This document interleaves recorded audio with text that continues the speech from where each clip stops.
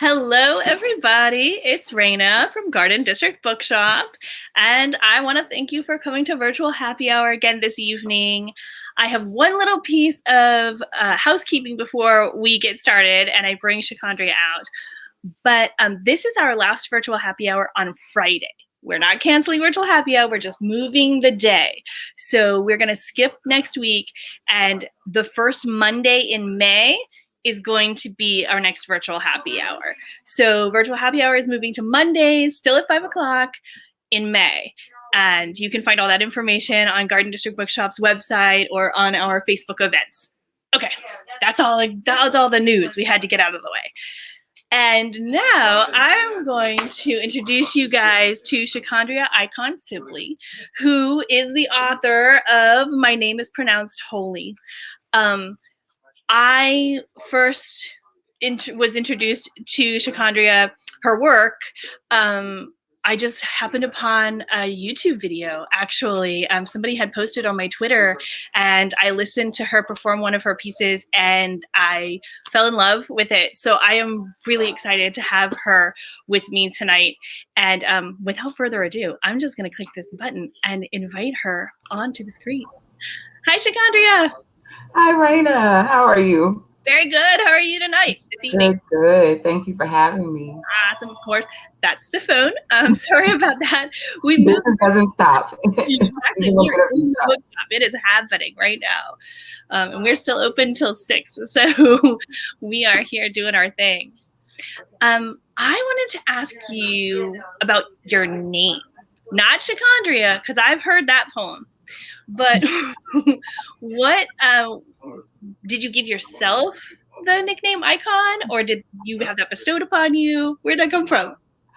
I'm not that I don't know the word, but I won't say humble, like iCon isn't a humble name or whatever, but someone else gave me the name. Initially, so Sha'Condria is a lot to say to some people, as we know. So my family, we have nicknames. Growing up, I had a particular nickname with my family, and then my friends would always just call me Con. And so we do this thing of just giving each other nicknames, me and friends. And so it was Con Ed, and it was Con, and it was Convict, and it was Con. And I'm like, Convict, that sounds a little. And then one of my very good friends, she was like, no, we got to give you something that has Con in it that's a little more snazzy than that represents who you are. You're an icon. You stand for something. And so it just stuck. It started off as like a trial stage name for the open mic scene here in New Orleans. Mm-hmm. It ended up sticking. So yeah, that's where icon came from. No, it wasn't me, just trying to self-empower or whatever. It really was given by someone. Oh, you just waited until the good one came along and you're like, yes, I'll take that one. That's the one. Yes. And as much as it might not seem, given that my name is pronounced exactly the way it's spelled, people have mispronounced my name since I was little, like elementary school. People are like, how do you pronounce that? I'm like, are you serious? Mm-hmm. Like, it's just exactly the way it looks. And so is yours. Sha'Condria is exactly the way it looks. Like, take your time. Now, if you just look straight at it and rush through it. But if you take your time, I could understand some people have mistaken the apostrophe over the A for a long A, but mm-hmm. it's not an accent mark. It's an apostrophe just separating. So Sha'Condria, Sha'Condria. Yeah. And I think maybe the apostrophe too, in English, we only really use that, can't, don't, heal. Like there's only certain words we use that. We never, you very rarely see it like in the beginning of the word. In other languages, of course, that's not true at all. So if you've done much studying of other languages, then maybe when you look at it, you're like, I get this, just go. Don't let it stop you. But yeah. And then my last name, which isn't on here, my maiden name is actually, if you look over in the comments, that first comment is my sister, and that second comment is my mom. I love you guys. Thank you for your support. But that's my maiden name, Wannenberg. And so, yeah, nobody knows. They just stare at that like it's right. And I'm like, like I'm afraid to attempt. Right. And I find that a lot of that is what it is. Even with myself, like if I come across a name or a word Chopatulis, that I don't, that I'm like, what is happening here? Be confident. Be confident. Mm-hmm. And I'll just ask. Yeah. Like, don't be afraid. Like, I'm sorry if I mispronounced this. Will you please tell me? And most people are like, yes, I will, because I'd rather you do it correctly than just continue to butcher it or pretend you don't know, like never say it. Exactly. So, yeah. So in your poem about and I'm sorry, I'm really bad, weirdly enough, with names. The poem for little black girls with long names. I know that's not correct. That's pretty close, but it's not correct. All the little black girls with big names. Yeah. I love that the part where you talk about the names, your name comes from somewhere, like the history of it, and that it's creative, it's creativity and history, and that often that is not the first thing that people think. Right. Yeah, just even in alignment with this book, even, my name is pronounced Holy. It's based on the fact that, especially being someone like me in my background, being Black, born in America, so many things of our history and names and all of those things may have been lost or erased or misplaced or whatever. And so from those, in trying to remember and conjure up those things, we instinctively come up with names that end up having a direct connection to something that may be, where we're from or who we come from. And so I always, am mindful to remind people of just that. Like, a lot of these names you see aren't just something somebody just made up. Now, there are some names that are very much made up or named after products or brands or whatever. But some of the names, when you sit and think about it, and even when I wrote that poem initially, I was thinking about it and I was doing research. And that's when I saw, Lakeisha, Wakisa. Oh, like these names have some of the same rhythms. And I know I come, people who have like this innate heartbeat or this innate rhythm. And so we, even in the language that we speak, in the way that we name things, all of it is, Sha'Condria. It's got that rhythm, right? It's rhythmic. And so we remember that rhythm in our bones, in our, cells, even when we don't remember every single detail about our history. Like, it still is a part of us because it's a part of our genetics. It's shifted and transformed through our DNA, and we just keep making better and better and better of everything that we're given. And so that's where I first, I guess, started to pay homage to those names and learn that, like, Sha'Condria, I didn't like it as much when I was younger. Now, in school, when you're learning how to write your name and you're in kindergarten or pre-K, and it's like everybody else has a name that's like 5 letters long, and then it's like yours takes up the whole top line. But one thing it did. That's not fair for a little 5-year-old. Everyone's trying to write it on this line of lines this big. And where does the apostrophe go again? It's like all of that. But it taught me to, like, appreciate the difference in it. And, like, now I wouldn't want to be named anything else. I tell people this story about my mom wanted to name me Stephanie because of my dad's name or whatever. But I'm looking at myself now. I'm like, I don't think Stephanie, like, I just look like a Sha'Condria because that's who I've always been. And so I'm so thankful for the name now. And I love to hear it. And I was thinking recently about even changing from iCon to just using Sha'Condria again, because I'm appreciative of the name that my mother and my father gave me. So. And you do, again, another thing you mentioned in that piece is like going in to try and find your name written on a keychain or whatever it is. I can't find my name on anything either. And when I was younger, I thought, oh, this sucks, right? Like, everybody wants to go in and find their name on whatever the thing is. But at some point I was like, I'm totally okay with not being able to. I'm okay with that. And then when personalization came along and you can personalize things, it's like, okay, well, I can do that now. It's like, but it does, I think when I was younger and didn't realize what that meant, it's like, that's cool that my name isn't there, because then, like, I'm one of the only ones who has this name. So, yeah. When we get older, there are things that we don't appreciate when we're younger about ourselves or about, maybe where we came from or anything like that that when we get older, we start to see those little glimpses of like, that's why that's so, you know. Right. Yeah. And I agree. You're not a Stephanie. No offense to Stephanie. No offense to any Stephanies. I love to know a bunch of beautiful Stephanies. Exactly. It just ain't me. Exactly. We want to say hi, Isaiah, Maggie, Beverly. Thank you. Hi, Isaiah. Oh, Isaiah. Isaiah's a brilliant, was one of our youth poets who's now no longer a youth poet, but is an absolutely amazing wordsmith himself. So beautiful to see that name pop up on the screen. Awesome. Thank you. And if anybody has any questions or further comments or whatever, please put them in the comments. We will answer them as we go along. We are here to do that. Mm-hmm. So another thing I wanted to ask you was you perform a lot, your work a lot. I mean, you performed all over the country. You performed with Tank and the Bangas. You've done a lot of, performance with your work. And why do you think it is that poetry sort of lends itself to that in a way that people don't get up and perform their short stories as much. Like a play is a huge production. You don't just get up and do that. But like poems lend themselves to open mic. They lend themselves to, poetry slams. Like, why do you think that is?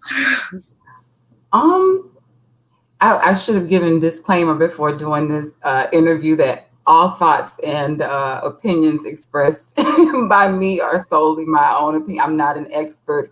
I'm not a sage or anything like that. I just know a few things that I believe myself. And I believe when it comes to that, the reason why poetry is so easy to perform, I think, is because of the rhythm in the way it's written, or the cadence in which it's written. And for me, memorization, I was always good at memorizing things by either repeating them or like a hands-on kind of approach. So I think that's why poetry and performance works for me, because I can repeat my story or repeat the story that I want to remember. And I don't want to assume that this has ever happened, but I would think that that's a way that people maybe remembered stories before, or remember, how you make a song out of something. So you remember it because, you subconsciously will remember songs you hear on the radio, even those you don't even want to remember, because the rhythm or the cadence of it has become, in your mind. And so I think as a poet, when writing poems, I tend to write in the way that I hear and think thoughts, which are sometimes in a musical sense. And I don't know what, I can't describe what that is if you don't know it or haven't experienced it. It's really hard to kind of put into words, but I think it just all has to do with the musicality of words. And you have some novelists who write in very beautiful musical ways. Like when I read Toni Morrison, I always, a lot of people have commented this about her work. It's very poetic and very musical and very, it has like this flow and this cadence to it. When you read it out loud, even if you've ever heard her read it out loud, it sounds like she's like singing you a lullaby in some of the, in some of the words. So that would be my answer. There's some books, especially YA books, that are being written in verse now. And I just came up with this plan. So if somebody does it, I will help and I will be there. I'm here for this. A reading of okay, what do I have? I have Long Way Down. A reading of Long Way Down. I don't know if you've read this. Jason Reynolds' book. This entire book takes place in an elevator ride. There's a little boy. He's a teenager, and he's gonna start a fight. Like he's doing that, and he has all of his reasons, and he's got it under control, and he gets in the elevator, and it's him going from his apartment, the whole thing, and he's talking to himself, he's talking to voices in his head, people are talking him into it and out of it, people get in the elevator, get out of the elevator, and the whole thing takes place, but it's written in verse. Yes. Yeah, I think I'm another poet who I know, Elizabeth Acevedo, has done a beautiful job at taking poetry and writing. Yeah. And taking it and transforming it into beautiful stories. And so I love seeing all the ways in which poets and writers are changing and crossing over and infusing, different styles of writing together. I think it's all a part of making music. Again, we see how jazz will fuse with hip hop, will fuse with all these different things and create different genres or different experiences. I hate saying genres because music is music and words are words and, stories are stories. But it's a beautiful thing to see when people can do that. Yeah.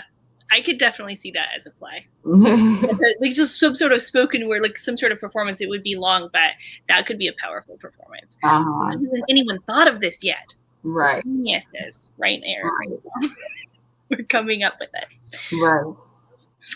Josie, thank you. Hello. Just saying hi to Josie. So, what are you drinking? I know we were talking. I am currently drinking just peppermint tea. Just regular peppermint tea. Yes, and I should be not drinking coffee again, but it's Friday. You got to make it through the rest of the week, so might be that last boost you need to make the remainder of the weekday. I got to get to the weekend. Yeah, I gotta get right through the end of the day, and then we'll be smooth sailing. It's Mr. Rain again, so I'm not sure what is going on with that. Do you have any performances coming up? Like, I know you've been doing some virtual stuff. Have you started doing anything in person yet again? You feeling that out still? Well, right now I'm just putting together really a list of places that I want to, our virtual platforms that I want to discuss the book on. This is really like the first talk, I guess, since the book has been really released. Prior to this, I did do a sit-down talk, a conversation, or what we call an iConversation with my publisher, Asia Rainey Ani of 9 Pages Media, where we sat and really just kind of discussed the work and the inspiration for it, and getting, people excited to kind of present the work to them. And so after that, it's just been like getting the book together and getting it out into the hands of folks. And then now it's like, I always tell people I'm an artist and not necessarily the businesswoman. So I don't have down like, this is my marketing plan and my touring plan, my whatever. I'm so not good at those things, but I do have a short list right now of virtual readings that will be coming up, as well as some people have offered for me to come in person. I haven't been 100% comfortable yet going to large venues or anywhere for in person, but if it's something quaint and close by, then I'll consider. Yeah, we've just started slowly doing. We actually have our first in-person event coming next Friday here at the bookstore. So we're learning. We're still in that process. And we're doing some hybrid stuff too, where it's like we have a limited number of seats and then also have a live or a virtual option. So I'm hoping that's kind of what things do for a while. Because it just allows so many more people to experience the work that wouldn't normally get to. Right. So what made you want to put your stuff into a book now? Why now? This work had really been in the work for a long, long time coming. I think I saw a Facebook memory that popped up about 10 years ago, where I said that I was about to add author to my list of things that I did. It just only seemed natural. Like, as poets, we will travel, and a lot of people have a chapbook or something that you put together yourself and like ran off at Kinko's or Office Depot. And it was, to have something to give so people can have a piece of you after the show, a piece of your work. And so it just was a natural, I guess, progression to eventually just publish a book and put some work out there. Now, initially, this book was a whole nother title and a whole like different kind of, not necessarily story or theme or whatever, but it transformed into what it is now, which wasn't yeah, it became something I don't know if I initially set out for it to be, but then as it started to form and grow, I was like, okay, I'm on to something here. Some of the poems are written, during the pandemic, some of them before the pandemic, a lot of it during a time where I was just like figuring out my own interpretation of things I'd learned, inherited, experienced, witnessed, making peace with some things, laying some things down. During this pandemic, I know a lot of people, if there was a meme I saw that was like, if you aren't doing the self work or the whatever work right now, then like you should be using this time right now for that. And if you didn't, then that's fine too. There's been times during this pandemic when I was completely paralyzed with non-creativity, with couldn't come up with ideas, or had so many ideas but was just paralyzed by the not knowing what was next and the fear and all of those things. And so some of this book was very, cathartic. It was just me writing out lessons that I'd learned, watching myself go through love, heartbreak, not knowing, or not being sure of what I was put here to do, not being sure of what I believed, not being sure of where I came from, like all of those things. But even in that not knowing, this book has allowed me to realize that I do know, like even when we may not know, like we know, like here we know. And so it didn't really matter, although I am doing the research to figure out exactly what those historical ties are, those ties to my family name or ties to things that are associated with me.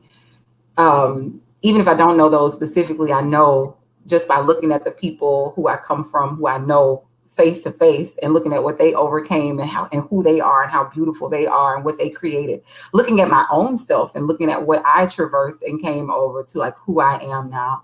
And so I said that this book had to happen for all the other work that I have in me to like burst open. So this was like the thing that was moved out of the way so that the river could flow out, if that makes sense. Yeah. No, it This is absolutely. who I am. My name is pronounced holy. I am, for as flawed as I am, I'm also a divine being. I saw a quote recently where someone said, um, it was like our humanity lies at the or at the intersection of our mortality and our divinity.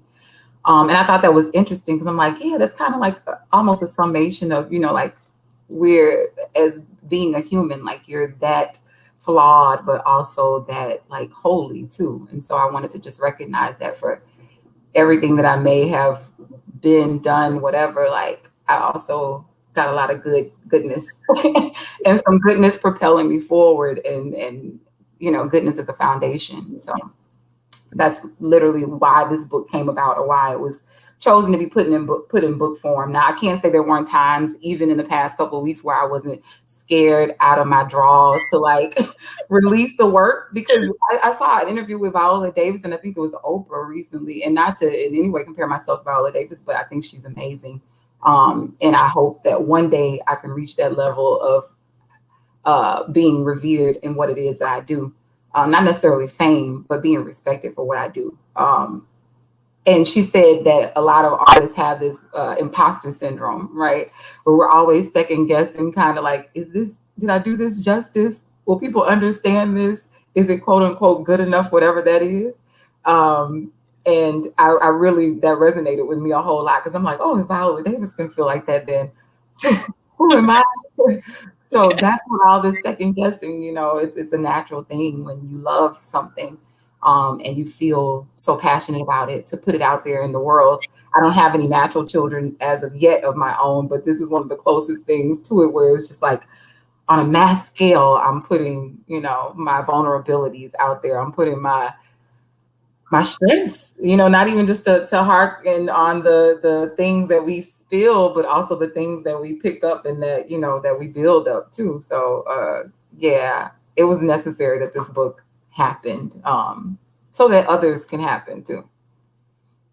And in the same way, as children, you put all this time and effort and love into it, and then eventually it becomes not yours. it goes out into the world, and you get to hear how it did, what's going on, what it thinks, what people think about it.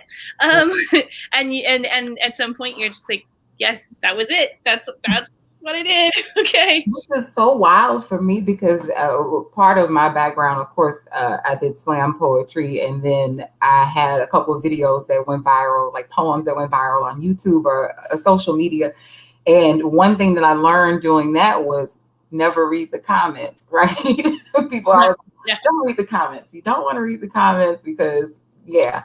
And so I got in the habit of not reading the comments and putting out this book. I'm like, do I want reviews? Am I going to read the reviews? Do I really care what people think about it? Because this isn't necessarily one of those books where I'm like, I'm, not necessarily worried about the rave reviews, but it was a book I had to do for me and for anybody who could relate. One of the first poems in the book is called Muse, where I talk about, this poem is somewhere in a little town like mine, in a hood like mine, on a street like mine, in a house like mine. Maybe there's a little girl who needs to see a name like my name. Because I talked about, I was a big fan of the library growing up as a kid, and my mom took me to the library. My parents took me to the library all the time. Like, if there was nothing else going on in my house, you were going to be reading a book or something, right? And I remember just like looking through rows and rows of the names, and I'm like, I don't see any names that look like Sha'Condria, or, girls who look like me or who I knew.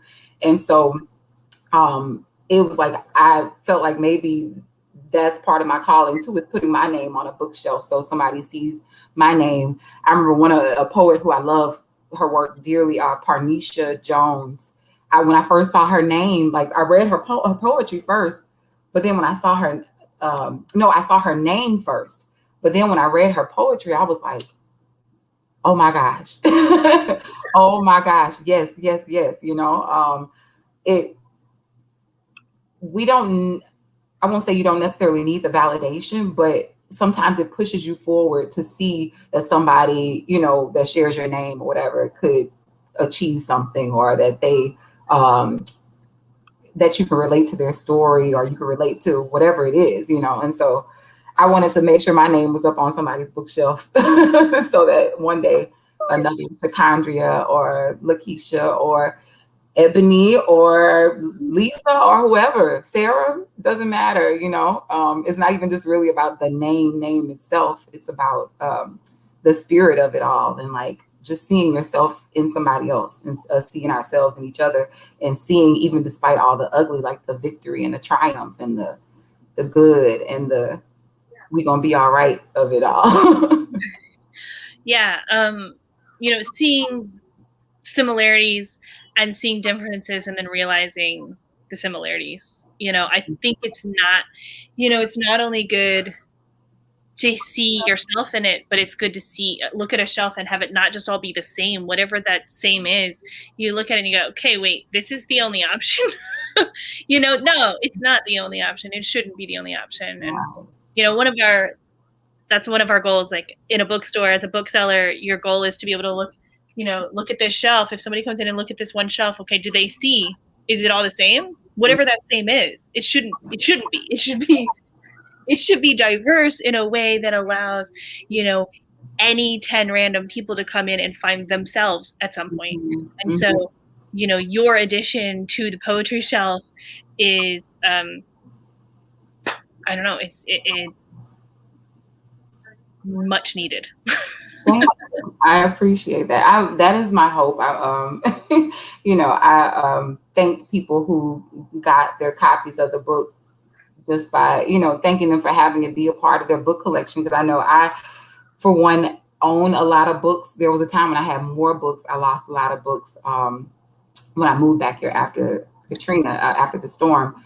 But of all the books, like, I'm, for one, don't just buy a random book. Like, I have to see that book and be like, okay, this is something I might want to read. And so for people to say, I want to buy your book means so, you have no idea, like, so much. And I don't get tired of saying it, but I hope that people don't think I'm just like really being over the top and thanking people. But that is such a huge, one of the hugest compliments you can pay any artist is, when you support their work and when you invest in it. And even without seeing it, and not knowing exactly what it is, like it's one thing for me to buy a painting because I've seen the painting, whatever, but your book, I don't know what's in it. And I'm just trusting that the stories you told so far are the voice, that you used to convey whatever it is that you're feeling so far is one that resonates with me. And I trust that enough to buy your book. And so I'm hoping that, that the people who got it, got it, and that it helps in some kind of way.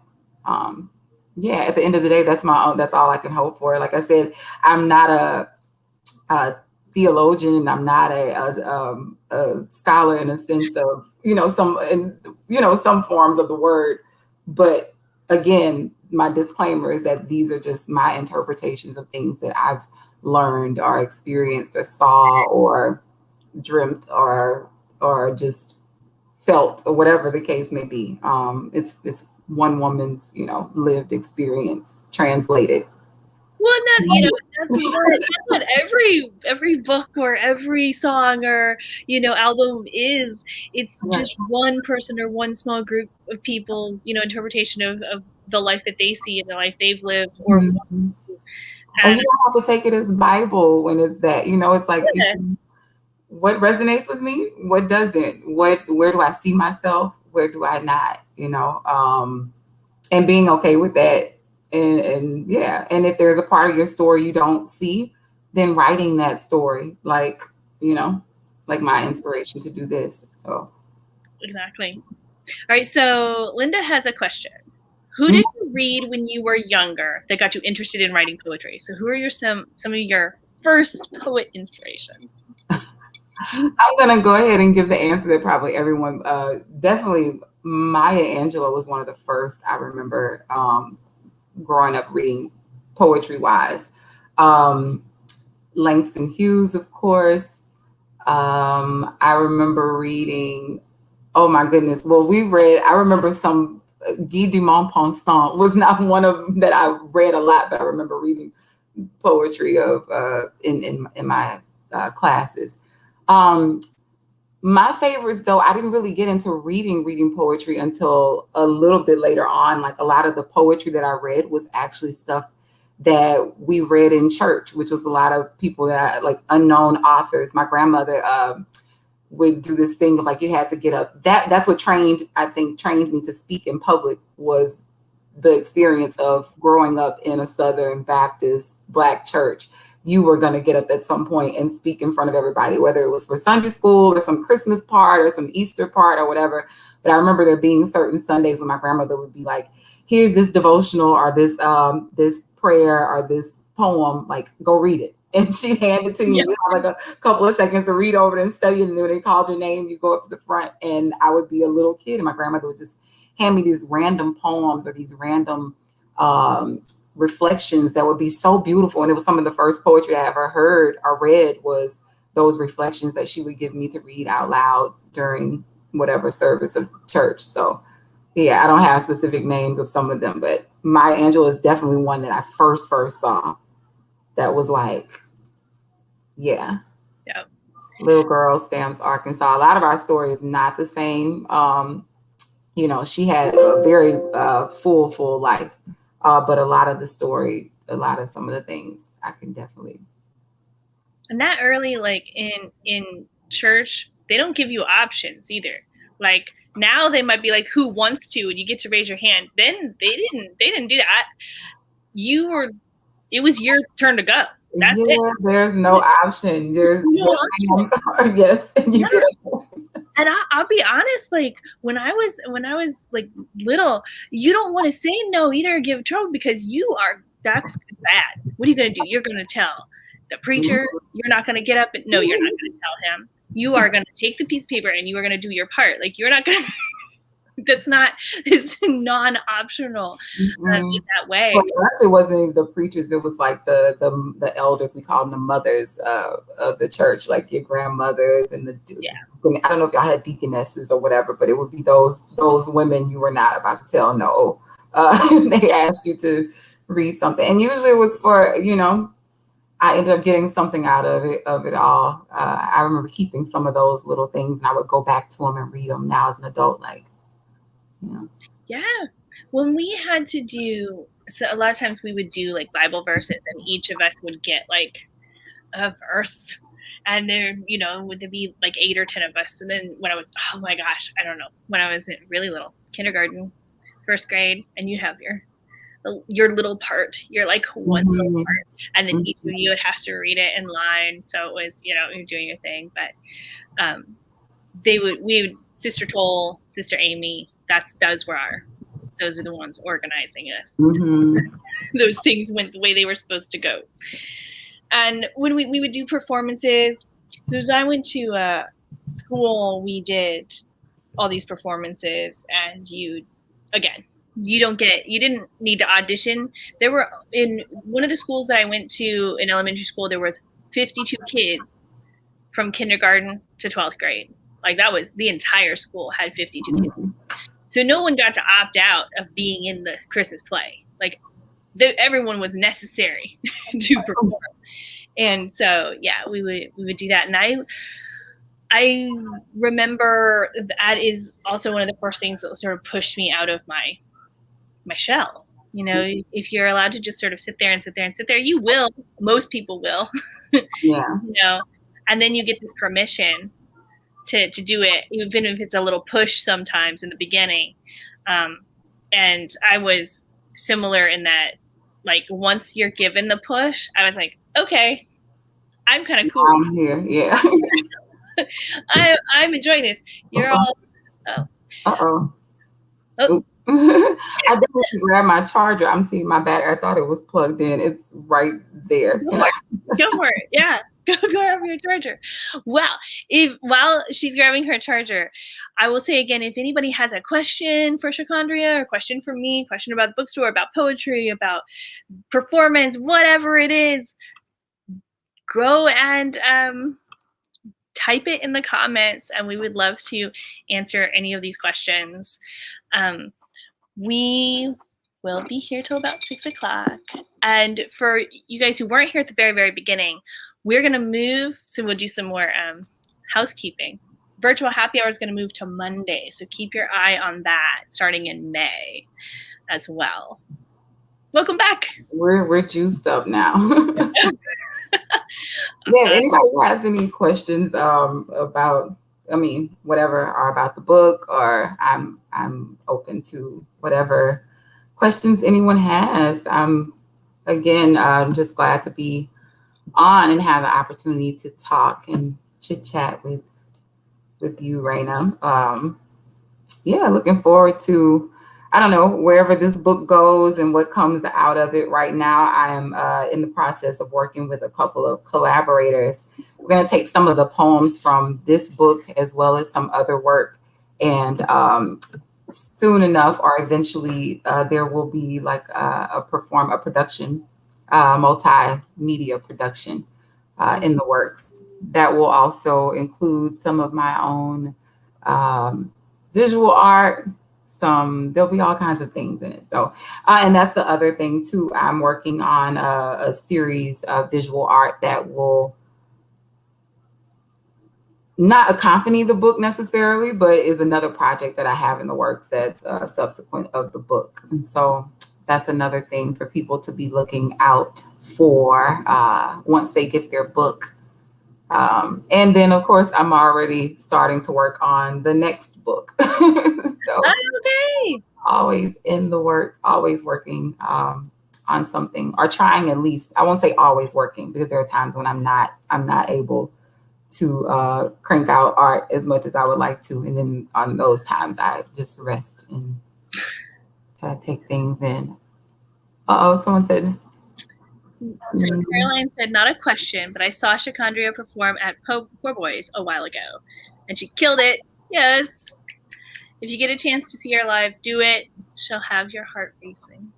Thank you, Caroline. Thank you so much. I remember that performance. I think is one of probably the only times I got a chance to perform at Poor Boys. It was some event that a friend of mine was having, and I was like, yeah, I'll stop through, right click and do something. And it was a small, intimate crowd, but it ended up being very fun. So I appreciate that energy that was in that small room, but we have fun anyway. Sometimes those are the best ones. Yeah. Mm-hmm.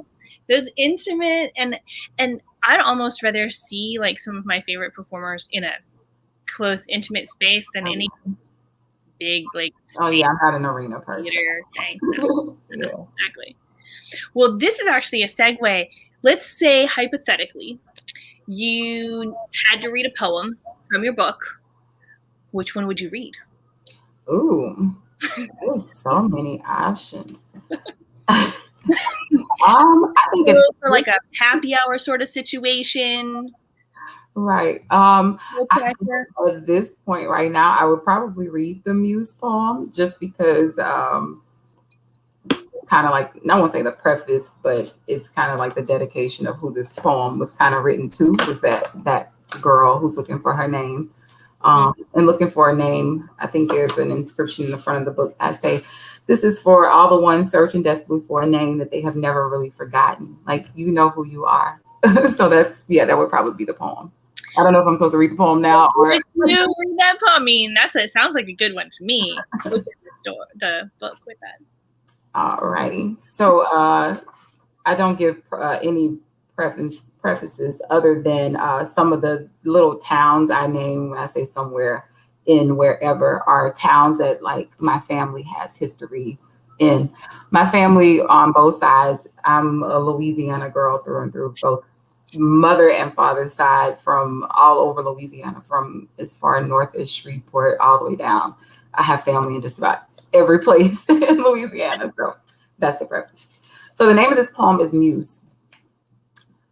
Somewhere in a little town like mine, in a hood like mine, on a street like mine, in a house like mine, maybe there is a girl with simple words and a complex name who needs to see another name that looked like it could be her mama's or her sisters or her aunties or her cousins or her best friends or hers. When she searches for something familiar across rows and rows and rows, down spines and spines and spines, between pages and pages and pages, within lines and lines and lines of names that are stingy with syllables, or names that are no louder than a respectable tone, or even names like Tchaikovsky, Dostoevsky, whatever, I'm adding that in, that broke through the dirt of any other country but here. Any names other than the ones that in seasickness were vomited up on these shores and washed away more and more with each ravenous tide. Any names other than the ones who called this home long before thieves picked the locks, set up shop, and changed it to America. Maybe she a country girl from country folk with dismembered knowledge of her origin before her big daddy or her Medea or God. Maybe much of her lineage lies scattered somewhere beneath a maze of headstones in a garden of memories, a place with too many flowers and not enough remembering, or beneath rows of crooked crosses in overgrown churchyards on now abandoned roads, somewhere in Alexandria, somewhere in Boyce, somewhere in Taylor Hill, somewhere in Hannah, somewhere in Three League, somewhere in Powhatan, somewhere in Minnie, somewhere in the middle of only God knows where. Somewhere where entire villages and towns full of names and faces and stories hopped into the casket too when such and so died. Somewhere in the whole wide country, maybe there's a girl who don't know nothing about her could be West African, or her could be Caribbean, or her could be Indian, or her could be nothing else but her for show Black. She who only got faith in a God she could feel but can't quite name, and both her grandmother's faith in Jesus and prayer. She who is of those who tuck their dreams reverently between the pages of dog-eared daily devotionals and superstition. She who knows Psalms and Proverbs and salt and shoulders, knows fire and brimstone and spit and brooms, know wine and wafers and cracks with mamas with damn near broken backs, We used to say if you step on a crack, you break your mama back. That's one of the superstitions we grew up with. She who is tender mustard greens and hot water cornbread, crafted in hand-me-down cast iron skillets and skillfully eaten with fingers instead of forks, because she was taught that we already came here with everything we need. She who is homemade butter biscuits and mud pies and everything southern and deep and brown and made lovingly by hand. Maybe she needs to see a familiar face, a familiar name, a familiar story about how something so living can grow from the same kind of stolen land. Thank you. Thank you. So yeah, that was just scrambling of me to that, little girl who's like between, I guess you would say, like church, like growing up in church, and then my grandmother having these superstitions or these old wives' tales that we grew up with, or growing up between knowing so much about my family but also not knowing a lot about my family. My grandmother speaks a lot about my great grand, she knows up to a certain generation, but there's so much more that I would like to know, and that you want to know sometimes, just like, what exactly is that thing? And did I have a great grandmother somewhere who might have been a writer or an artist, and is that where that came from in me? And because a lot of those stories and sometimes history is stolen, it's like I'm still living proof that like I'm here, and something so living can grow from something that might have been stolen, or the same kind of story. So yeah, and that is so true. When you're growing up and you hear these stories from your parents, your grandparents, aunts and uncles, and you feel like so much, like they tell you a lot. And then I find that as I've gotten older, I realize those are like, I know those stories, but that's such a small piece of the actual like history of who I am. right. When I had my son, that really made me think of it too, because I'm like, okay, so what I learned and what I'm telling him is, it's almost like this project for him in a way, because like I was like, okay, I'm going to learn all of this to tell him. And that's still something that I haven't gone back and done as much of as I want to.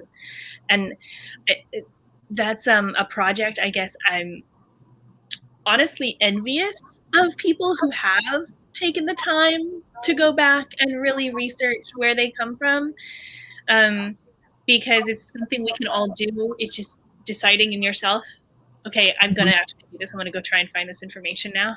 And I haven't done it.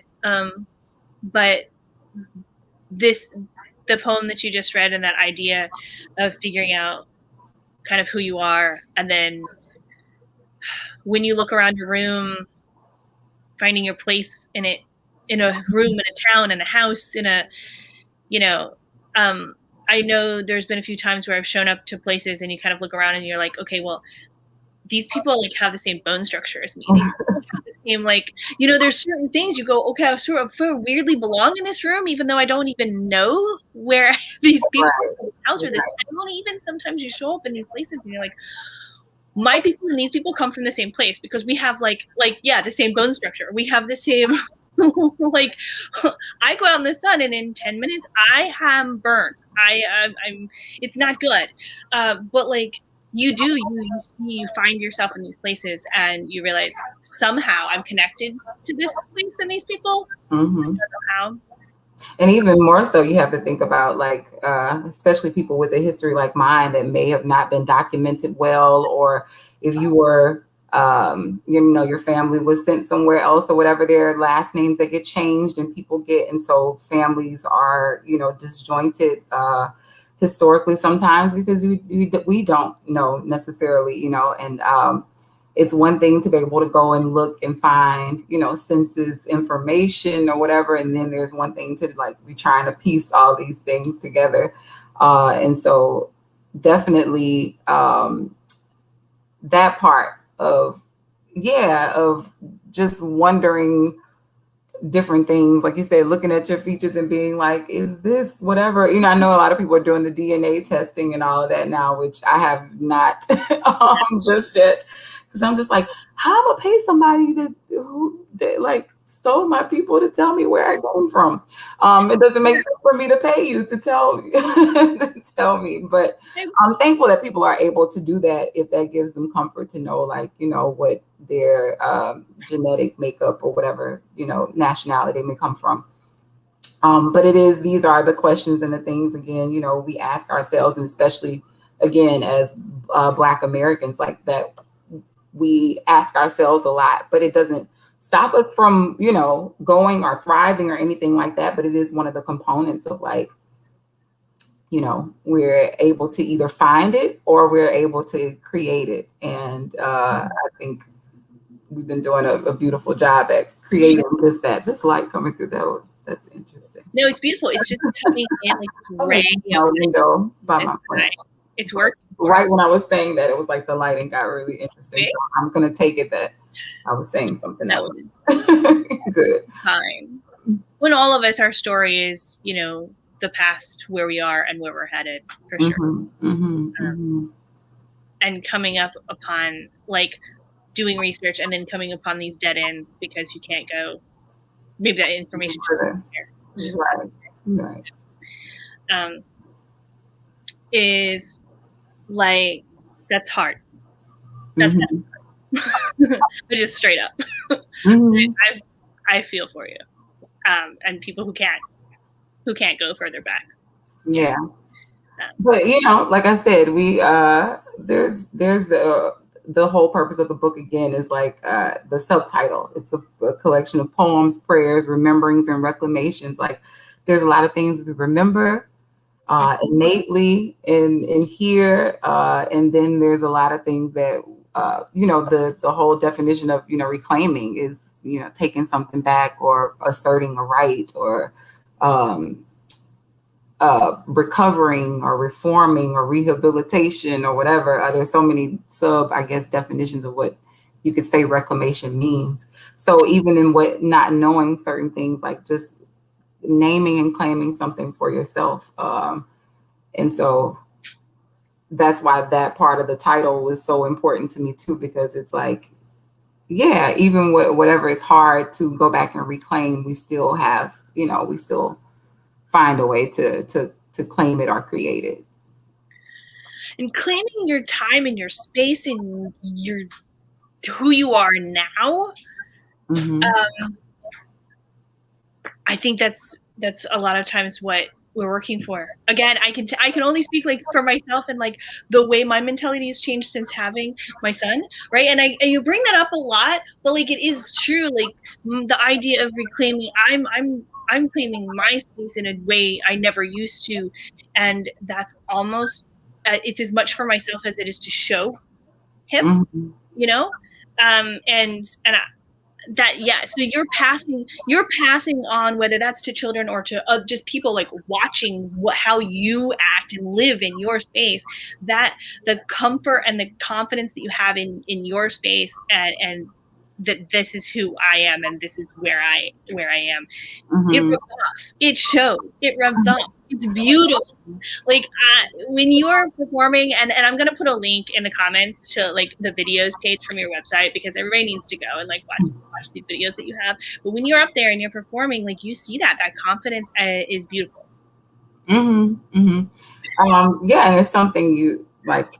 I won't say have to like honor or whatever.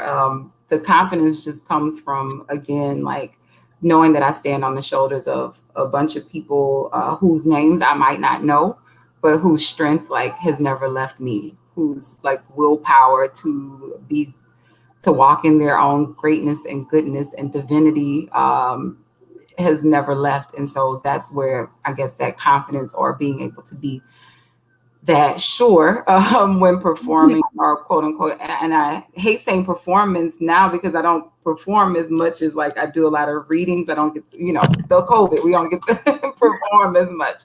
But even then, it feels less of a performance and more of a just like channeling the people who never got to really tell their stories or whatever. So when I'm on stage, or I have an opportunity to speak, or I have an opportunity to write something, I'm always thinking about those who may not have had the luxury that I have of being able to share my story. And so I have to do it with everything that's in me, because I'm representing something bigger than myself, and even again with the book, like the book was a lot of letters, or not letters, but my own thoughts and things I wanted to say to myself, but it was also me thinking in terms of that little girl who was me, who, still sometimes is on the inside, and bubbles up sometimes. But that same girl, like I had to give her something as a gift. I had to give her something as like, everything is good. Even the beginning of the book and the end of the book speaks about that and claims a certain victory. The book starts with the poem, "The battle is already won," and it ends with "all our medicine." And both of those poems, "The battle is already won" ends basically on saying, like, if we needed, we're in this time where everyone feels like it's, warfare, all those things. And like, there is a time for war. There's a time for love. There's a time for peace. There's a time for all these different things. So we say or have heard, but in knowing that, like, it's so much bigger than that. Like, we win with something so much bigger than any weapon that could be man-made, and then the last poem, "All Our Medicine," just speaks to like, the fight, not necessarily fight with good and evil, but the energy of destruction, or things that want to bring about destruction, or entities that want to bring about destruction, or disease, or weapons, or whatever. How, how in the end, like, we have victory over all of those things just because of who we are and what we've already survived, and the people that we've seen survive. And the fact that we are here is a testament to the survival of that. And so I don't think that this book necessarily is one, like, again, that is like is Bible and is to be taken as whatever, but it is like what I took from those people who taught me about, like, victory is mine, and a whole bunch of other references that I may make that reference, how I grew up in, again, my Southern Black country church. But knowing that, just who you are is a testament to, like, that you are all right and enough and worthy and holy and and here. There is going to be a little girl wandering through a bookstore or a library. She's going to see your name. She's going to see this cover, and she's going to go, "Oh, I can totally, look at how easy that's it. That's short. I can read that." And she's going to see herself in this, and this is going to happen. Like, that is my hope. That's it. These poems, your work, everyone should read it. You do feel that you are not only speaking for yourself, from yourself, but also you're channeling more. Mm-hmm. And just like you said, and you can read it on the page, you feel that when you watch your videos or you see you perform in person, you feel that in the audience. And I think that's gonna happen. Not this book, it'll be the next book, it'll be one of these books. Hey, however it happens is how it's supposed to happen. My job is just to get the work out there, and then after that, it's like, Well, you're doing it. It's working. Keep doing what you're doing. And hi, Charles. Yes. Charles is saying he likes your production. That I'm reading your comments. Yes. No, gain insight from your guests in the creative process, and I appreciate that, Charles, because that's part of what we're doing, is kind of getting out there and letting people know not just about your specific work, but also, like, how does this work? What do you do? Why are you doing what you do? Mm-hmm. And so I appreciate that. I want to say thank you so much, Sha'Condria, for joining me this evening. We've made it to 6 o'clock. I really appreciate you talking to me, reading your poems. And everybody, thank you for joining us and commenting and all of that. Thank you. Thank you for having me. Yes. Bye, everybody.